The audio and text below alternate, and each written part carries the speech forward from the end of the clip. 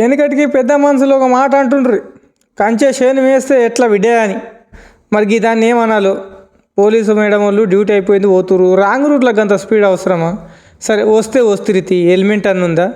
సరే ఇండికేటర్ అని వేసుకున్నారా? లేదు.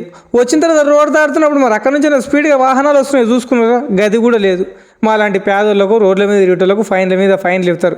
జాతీయ రహదారి మీద గంత స్పీడ్ పోతున్నారు, ఇండికేటర్ లేదు, సిగ్నల్ లేదు. ఇంకా జడ్చల మహబూబ్ నగర్ పట్టణంలో ఇంకోసారి డ్యూటీ అయిపోయింది, పాపం ఇంటికి పోతున్నాడు కానీ హెల్మెట్ మర్చిపోయాడు. సార్ మేము కూడా గదే హడావిడ్లను ఆగంలో ఇబ్బందులను హెల్మెట్లు మర్చిపోయినాం సార్.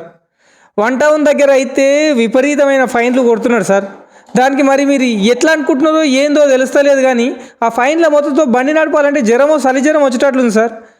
అది ఎంత ఘోరంగా ఫైన్లు వేస్తే మరి డిపార్ట్మెంట్లో పనిచేసేటోళ్ళు, నైతిక బాధ్యత ఉండేటోళ్ళు, ఆఫీసర్లు, చట్టం కాపాడుతున్న వాళ్ళే చట్టాన్ని దుర్వినియోగం చేస్తున్నట్లే కదా, అవునా కాదా?